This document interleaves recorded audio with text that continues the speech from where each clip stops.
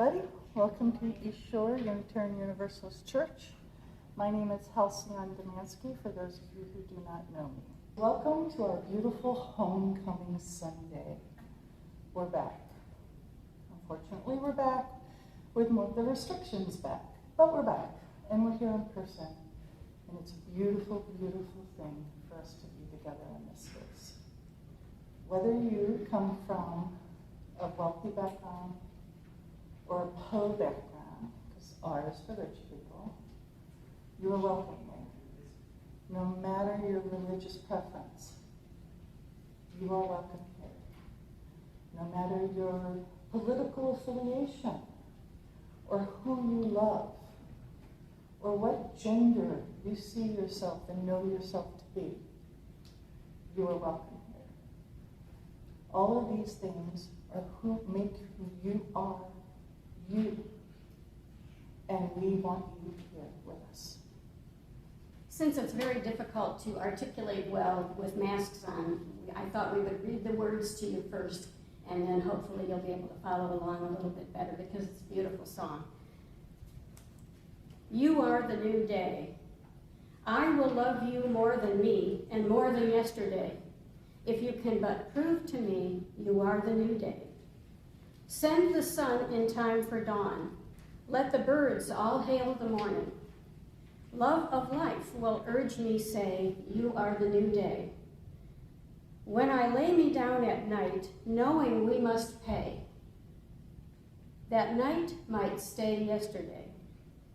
Thoughts that we as humans small could slow the world and end it all, lie around me where they fall before the new day. One more day when time is running out for everyone. Like a breath I knew would come, I reach for a new day. Hope is my philosophy. Just needs days in which to be. Love of life means hope for me, born on a new day. You are the new day.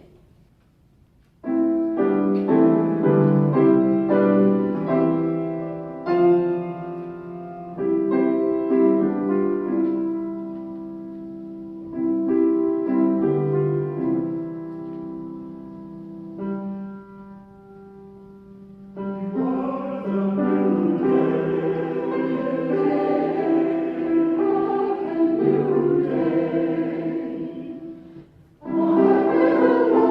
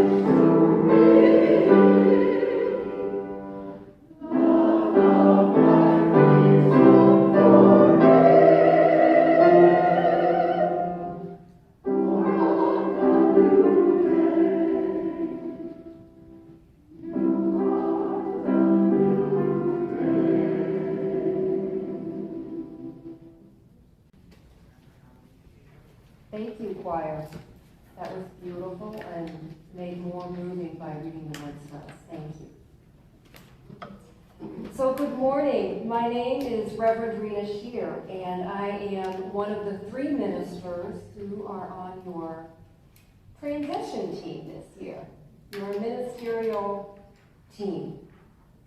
It is a joy to be with you this morning and on this beautiful day. So hear these words to open your hearts to worship. Homecoming and Water Communion Sunday is a celebration of the strength and the vitality of this congregation. And it's a welcome home after summer months when many of you may not have seen each other and been able to spend time in fellowship.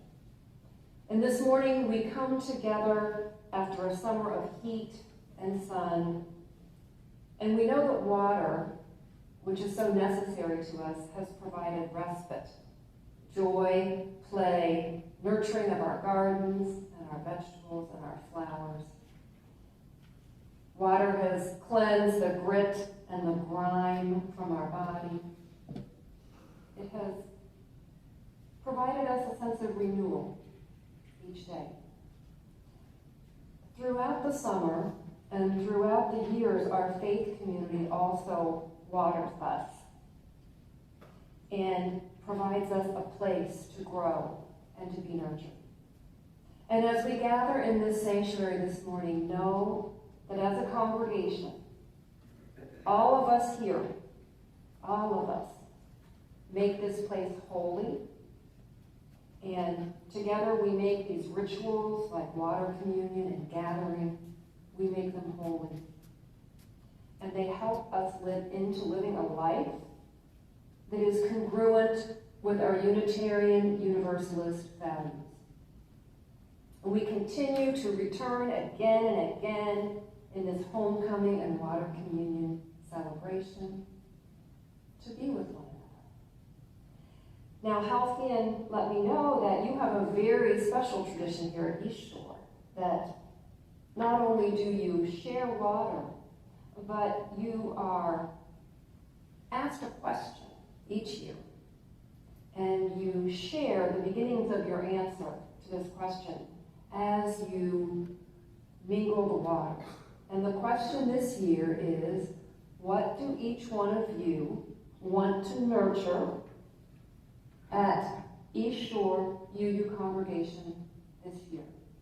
What do you want to nurture?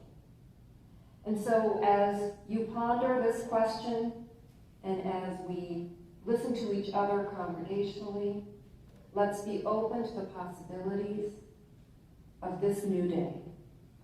May it be so. Our chalice lighting words today come from Gregory Pelly, entitled Thirsty.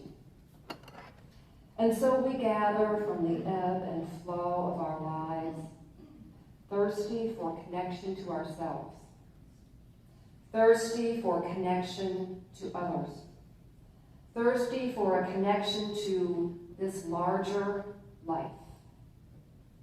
As we light this chalice, may all who are gathered here be filled with joy and with hope, filled with compassion and love. Here, may we be filled so that we may pour ourselves out when we leave these doors.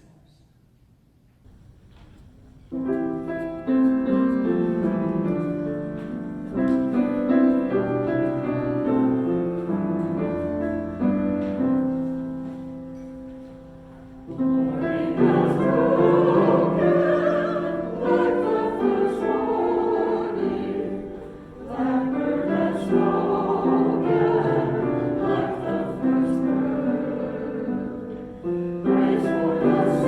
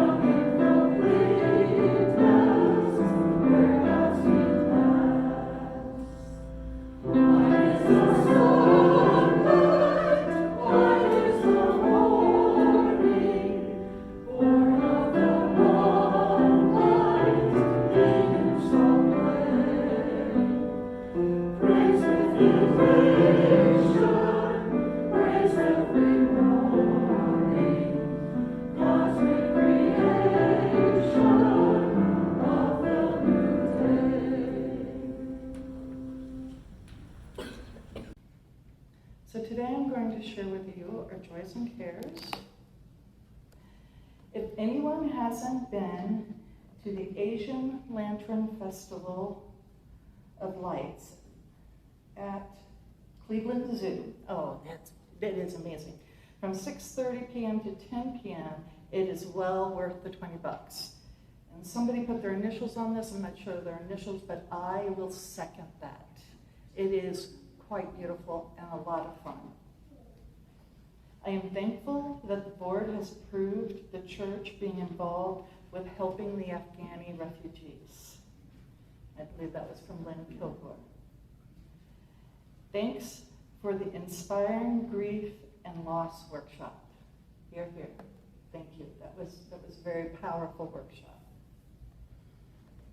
I attended Stan Kaufman's memorial. Several other East Shore UU church members were there. The family conducted the memorial very effectively. And that's from Clarkway. And last, but by no means the least, we have a joy and concern. Joy, we sold our house for what we asked for. Concerned, we will miss our home and church. And that's from Dorothy Lemmy and Ken. So, yay and boo at the same time. Wherever you are, there you are. And now, I can't think personally of any major events, though I know there has to be some, because that's just the way our world goes right now. Yesterday was the second anniversary of Marge's passing. Yesterday was the second anniversary of Marge's death. And that was a hard week, and it's still in our hearts. And it's still a sorrow that was mentioned several times yesterday in our workshops. And also yesterday was the celebration of, or not celebration, the acknowledgement of 9/11, which is something that has impacted not only everybody in this room, but the past 20 years of our lives.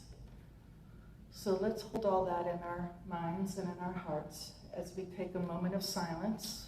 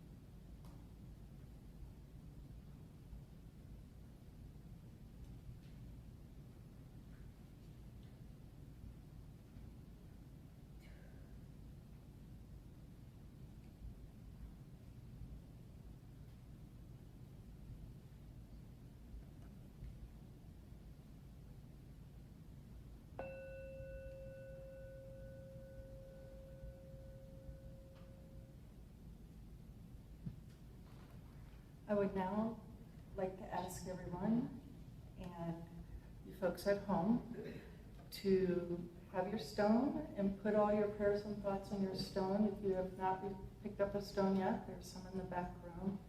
And come forth and place them in our bowl beneath our beautiful beacon.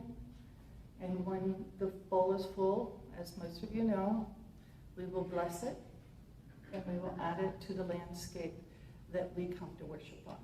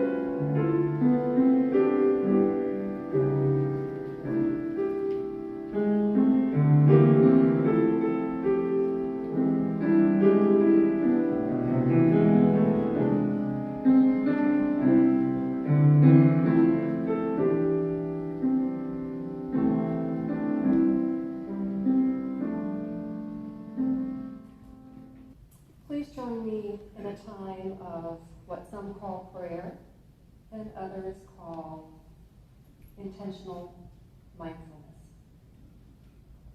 Mysterious source of all being, spirit of life and spirit of love, we come to you from many paths, and we gather this morning to recognize our common humanity. In this common humanity, we are bound to a global community that is suffering from illness and despair. And we are thankful for the people who risk their own health and safety to take care of others. We hold the refugees from violence and poverty all over the world in our hearts this morning. We hold in our thoughts the members of this congregation who struggle with illness and pain.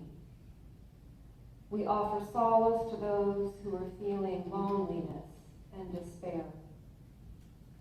We offer compassion and hope to those whose minds are restless and anxious, and those who struggle with the shackles of addiction. May they be clear-eyed and healthy once again. We acknowledge the power of individuals to continue injustice, but we honor and live into the greater love that resists injustice. May we be filled with a passion to work in this world, creating pathways to freedom and wholeness for all. Amen, and may it be so. And now I invite you to stay seated and listen to the words of hymn 123, Spirit of Life.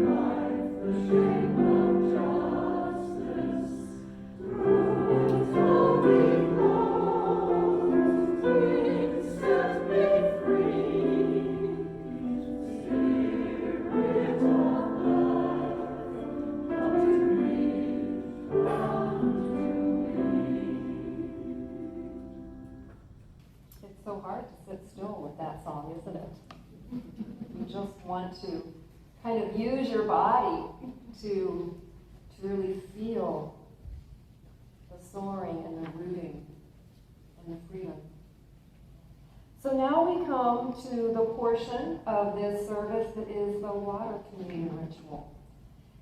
And as we begin to engage in this ritual, which is the homecoming ritual, I wanted to share a little bit about the history of the water communion ritual, because for me it ties into where this congregation is today and where the congregation is going. And some of you may know that Carolyn McDade, who actually wrote Spirit of Life, was one of the two lay people, Unitarian Universalist lay people, who created this ritual. And this ritual actually, it was Carolyn McDade and a woman named Lucille Longfield. And this ritual was created in the 1980s.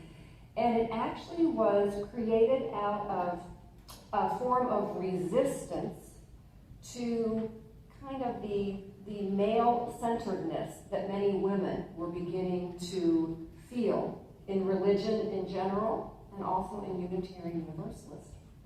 And so there was a large gathering of women, some ministers, but many lay women, to talk about their vision for where Unitarian Universalism could go if it was more inclusive of women's voices and women's experiences. And Carolyn and Lucille wanted to create a ritual that would be used at this meeting. And so they developed what we now know of as water communion. And I just want to read a few words that were really their kind of theological and spiritual underpinnings of how they created this ritual. And they write, "Water is more than simply a metaphor.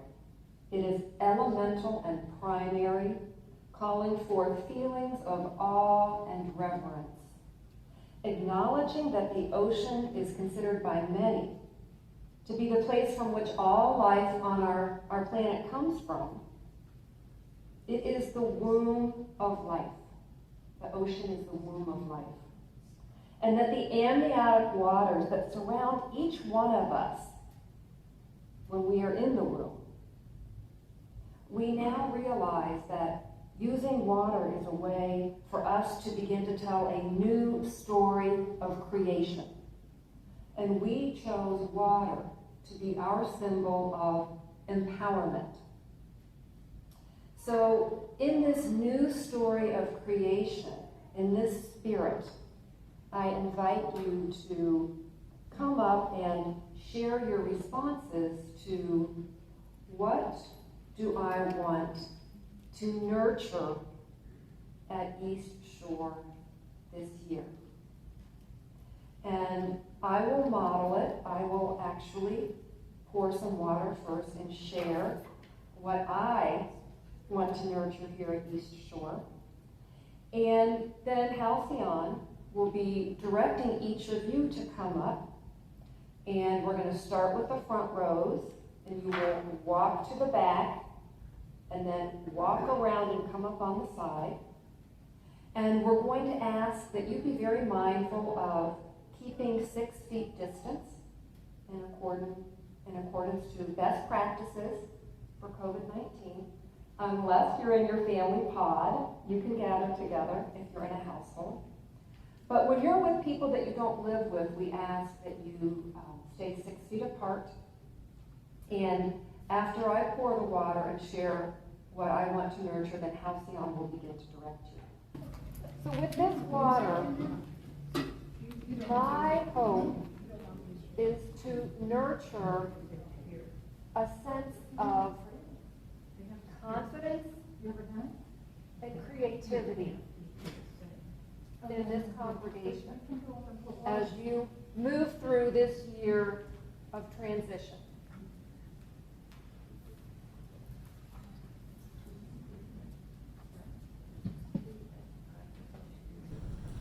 So this water comes from the shores of Lake Michigan, where I came home from yesterday.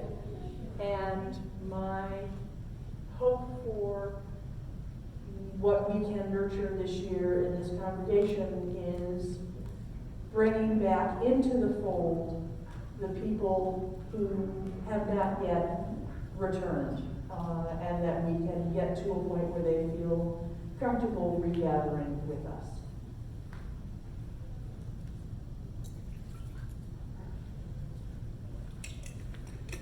This is water that has been infused through ground coffee beans. So you all know the significance of this.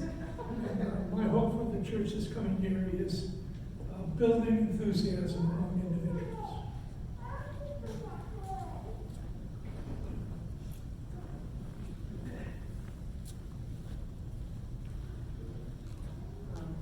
My hope for the church is pretty similar to what Maggie said.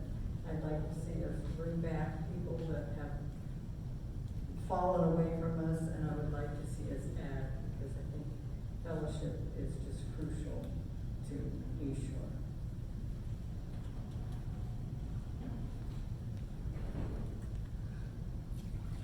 My water comes from, represents a place of peace that I found this summer in Lake Tahoe when I was visiting my daughter. And I know there was not such peace for a while in Lake Tahoe, but it's a beautiful place, and unfortunately the fires have receded. And my hope for the church is that we find the kind of peace I found there in this coming year.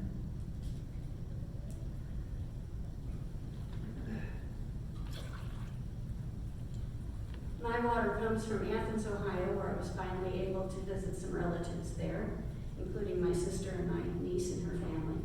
And my hope for the church is that we can find some way this year for the choir to figure out how to direct itself without Marge cutting us off at the piano.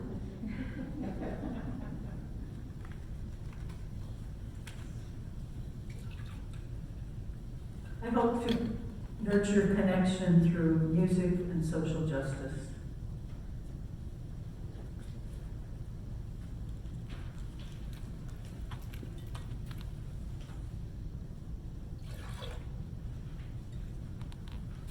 This year at East Shore, I hope to nurture social justice work and to continue the legacy that Marge Hill left us, to continue the strong music presence in our worship this year.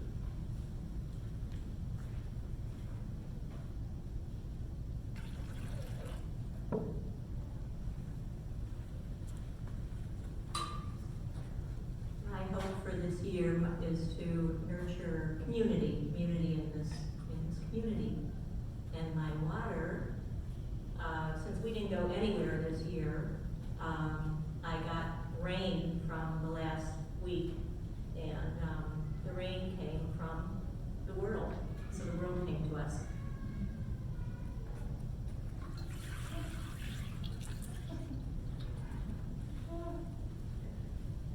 I would just love to see the old enthusiasm back in all things that we do here at church.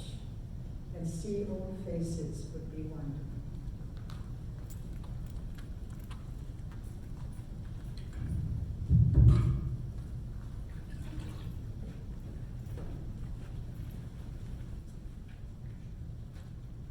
The imaginary water that I bring is from the beautiful pond in back of our home. And what I want to nurture for this church is confidence in our future as a loving, growing congregation.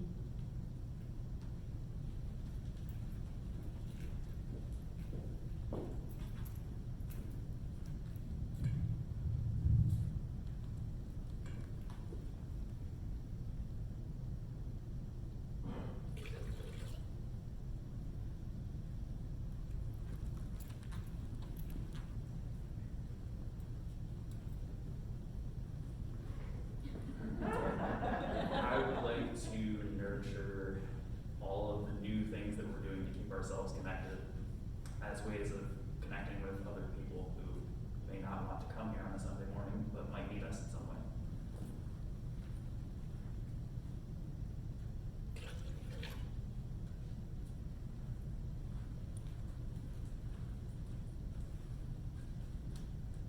This water comes from our pool. Our pool is kind of a whole thing. We were trying to put it up. It's a temporary, like, Intex pool, and we've been trying to get it up for 4 years. We finally did it this year. And for the church, we'd like to nurture our community.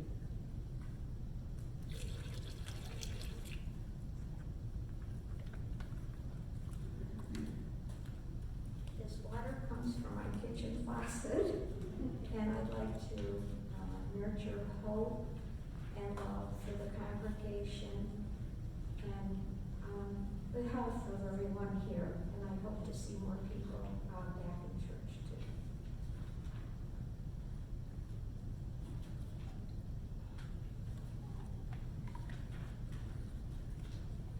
My water comes from the home of a friend where we gather together in our own little community.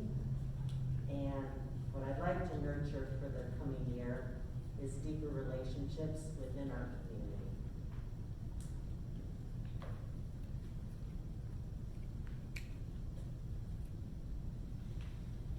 It doesn't want to come out.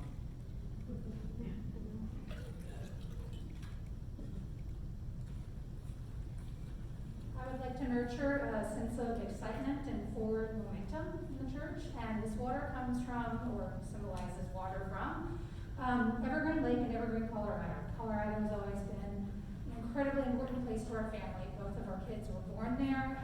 We lived there for 5 years, and this summer we finally made it back. We first time in 10 years, and realized how much the state is important. We just feel at home there and have so many close friends and some family, and very much miss it.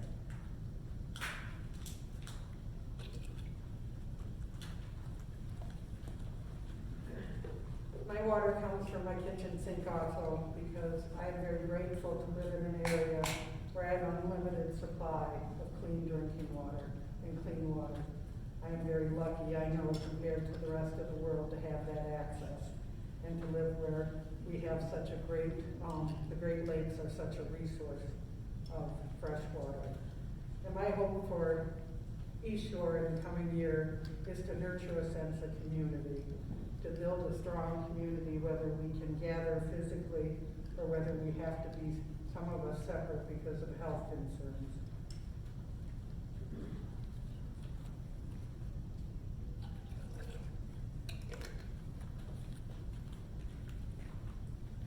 This water comes from our house, from our well, which will only be ours for another 2.5 weeks. And one of my wishes for the congregation is more participation in small groups, so we have more fellowship.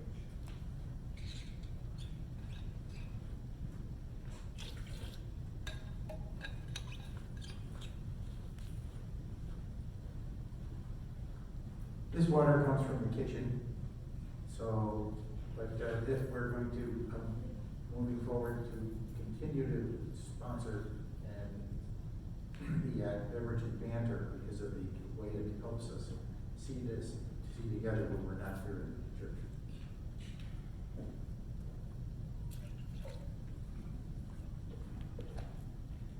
Always an adventure. I also would like to see closer relationships come join at Beverage and Banner, and I'm very thankful that we're going to be involved with the Afghan refugees.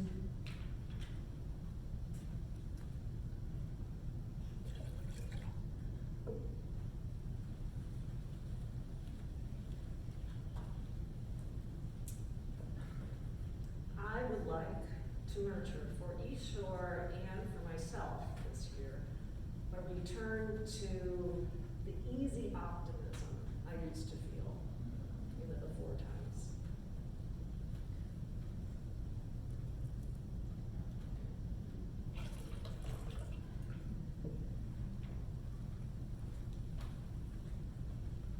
So this water comes from the Mentor Civic Center pool, to which we were able to get passes this year and take advantage of a few times, so we were very happy about that.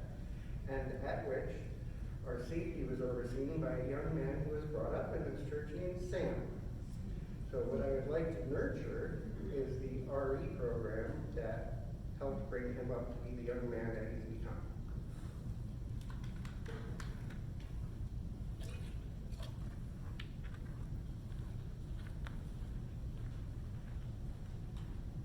What I'm hoping for our community is that we have deeper relationships, but also across all ages.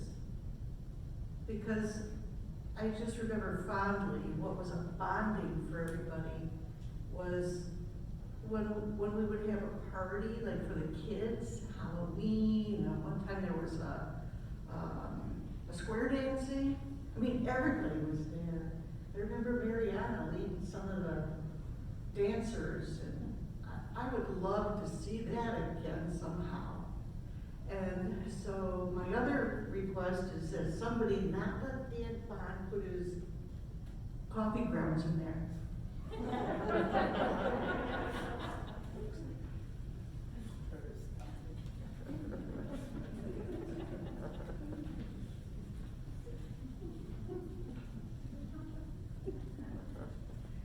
This water comes from the stream that runs in the park called Gully Brook.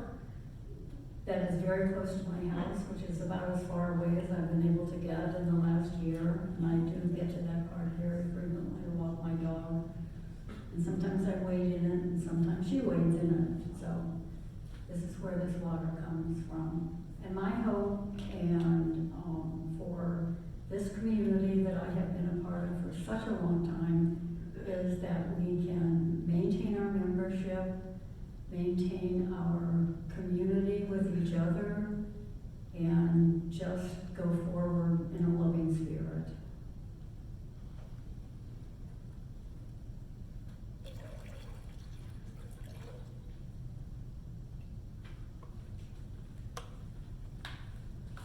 My hope for the year is to continue to hopefully nurture a sense of humor and a sense of resilience and adaptability, and to find ways to make sure those of us that can't be here in person are still connected.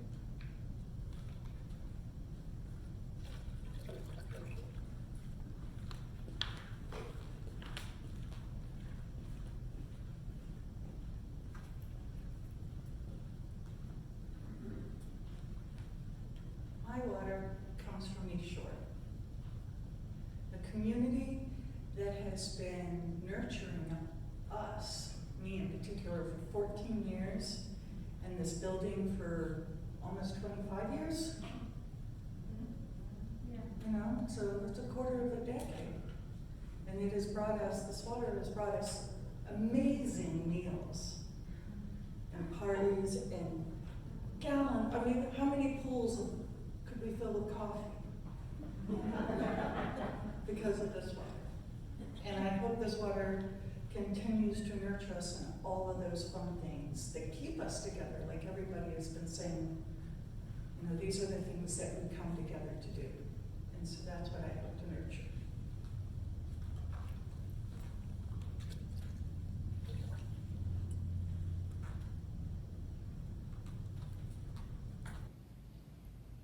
And I just want to remind you that you were all on videotape when you shared that.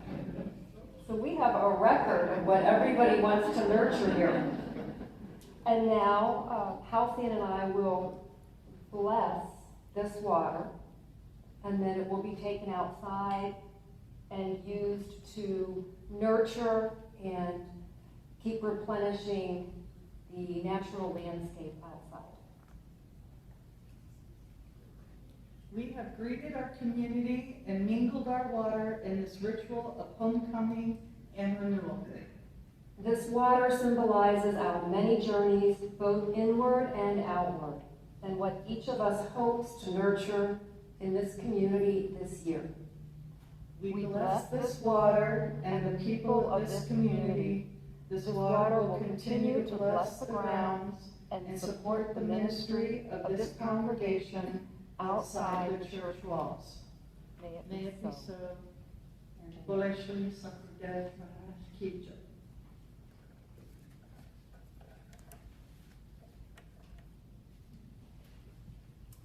So what do you want to nurture this year? Well, this weekend, I know, holds so much memory and a lot of emotions. On the one hand, we're here together, excited to see one another, back in community, feeling joy at the beginning of a church year. Maybe some of you are beginning a school year as well. And on the other hand, we are grieving still the choir director Marge, Reverend Denis and his transition, grieving things we've lost over the last 18 months to COVID, and of course grieving the loss of safety and security that has impacted us all since 9/11, 20 years ago. And it is very normal and natural to have a lot of complicated feelings about the things you're excited and joyful about, but tempered, balanced by ongoing grief. And I want you to know that as one of your 3 ministers this year, you are not alone. You are not without a minister. Reverend Joe Donatone, who many of you met yesterday and probably already know from some pulpitfill, is on your team. Reverend George Buchanan, who I know many of you know, is also on your team. And the 3 of us bring different strengths and skills and viewpoints to be working with you throughout this year, offering ministry to you throughout this year. And I can tell you, in the many meetings that we've had, the lay team and the board that is in charge of this year and this transition is acting with so much integrity and accountability that is really, really a blessing for this congregation. And I'm not going to talk long. This is actually going to be a short reflection because I know this is a long service. But I just wanted to share a few thoughts. And I'm actually beginning a new fellowship, a new DMIN program, Doctor of Ministry program, this fall in mental health integrated chaplaincy. And one of my professors mentioned a book last week called Humankind by a Danish writer and author named Rutger Bregman. And the book is called Humankind, and in this book he is really looking at history and philosophy and anthropology and theology and looking at all of the ways that we know, and there's a lot of data, that we know that the human nature of humans is basically good. We hear so much about selfish humans and violent humans, but throughout history he makes the case through evolution in terms of how we took care of groups of people in order to survive and thrive. He's making the case that our basic nature is one of goodness.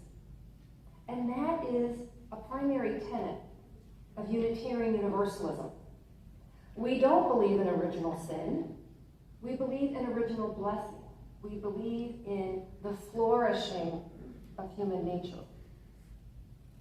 And he also talks about how so much of what we hear on the news really focuses on the negativity, but how so much of that can be debunked if we really look at human stories, and if we really look at how people behave in a crisis. And one of the stories he cited was about 9/11 and about how, as the people were exiting the trade towers, going down flights and flights of stairs, often in the dark, there are so many accounts by the survivors of how kind people were to each other in the midst of that chaos.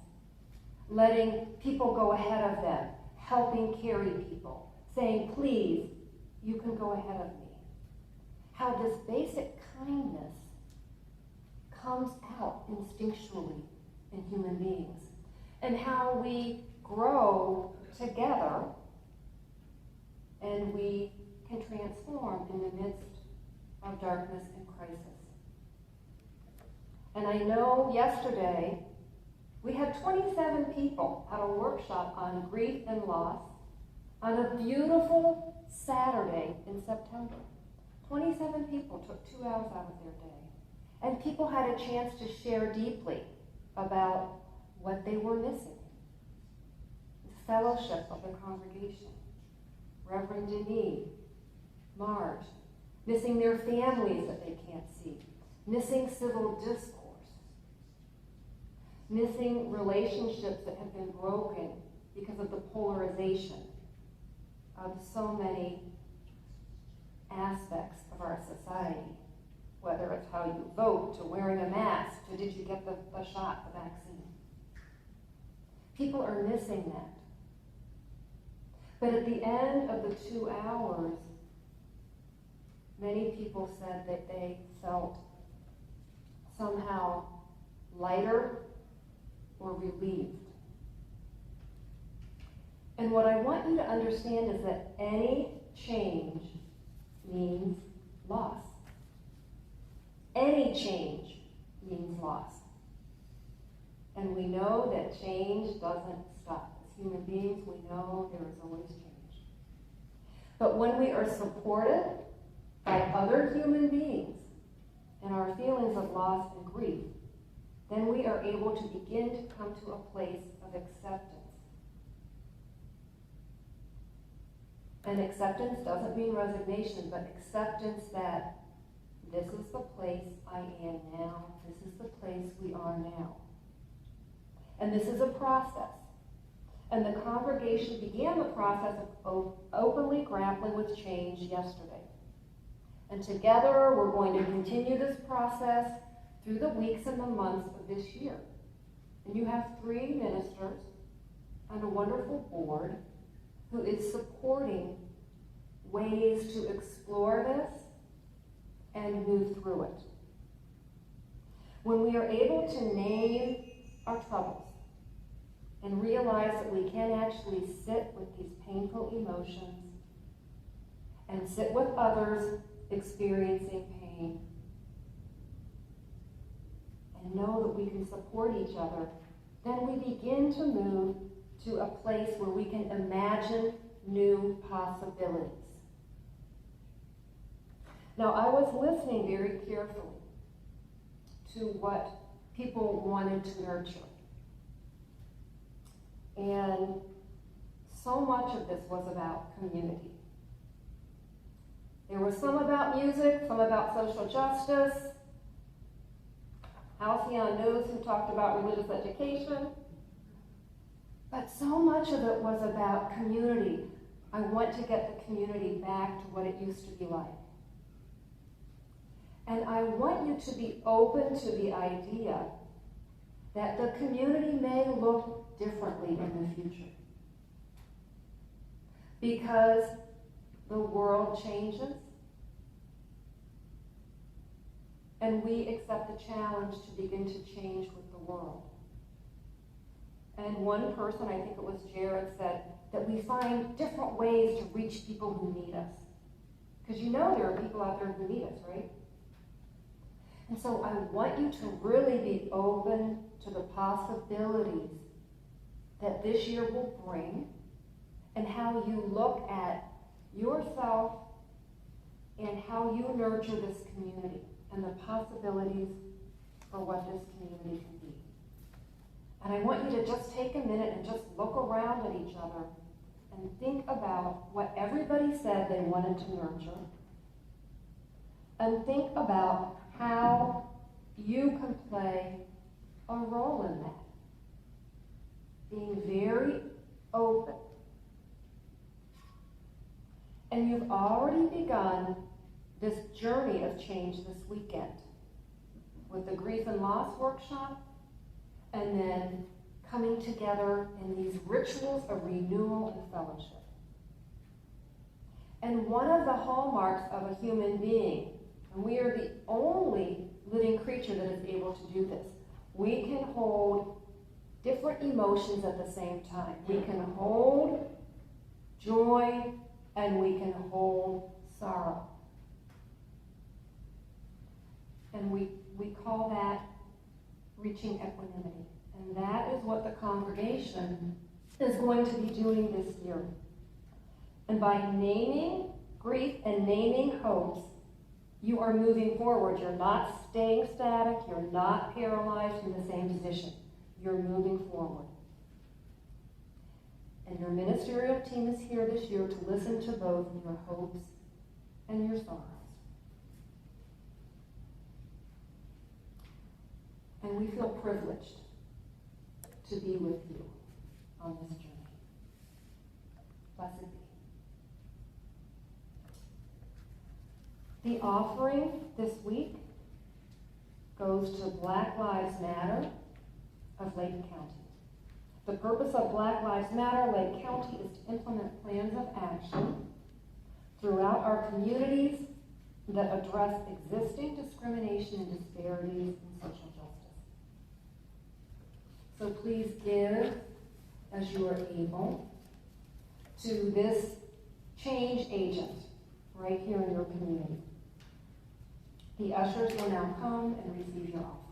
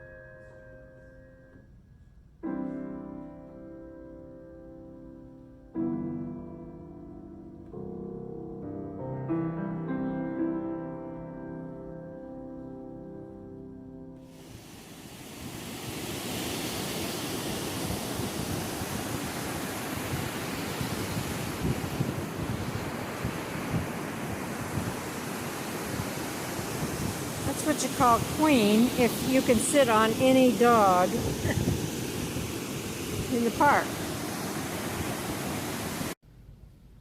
Hi, on behalf of the board, I would like to let you know that we are very grateful for all of your donations and the fulfillment of your pledges so that we may continue to fulfill all of our dreams and all of the things that we want to do.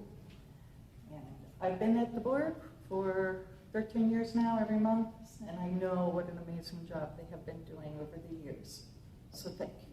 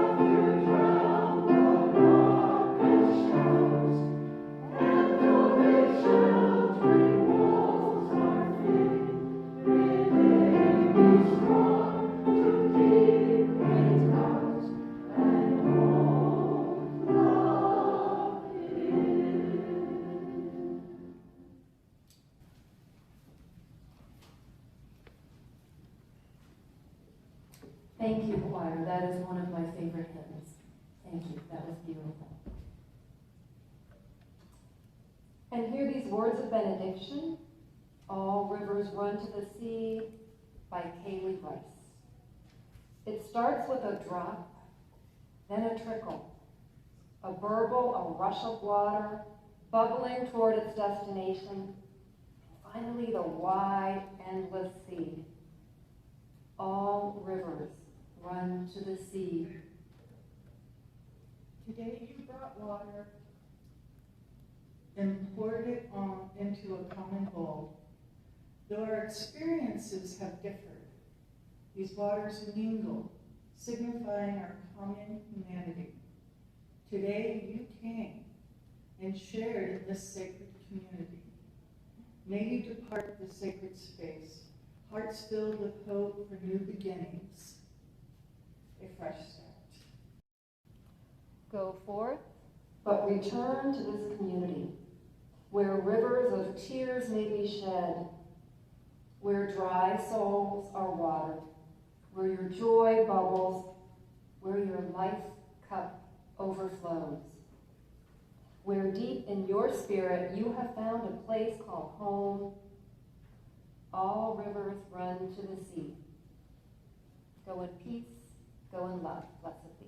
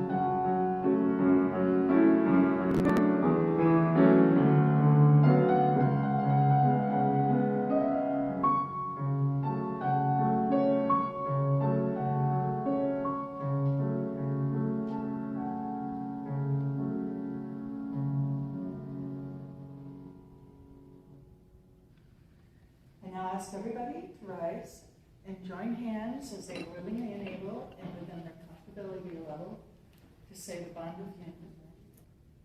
We join hands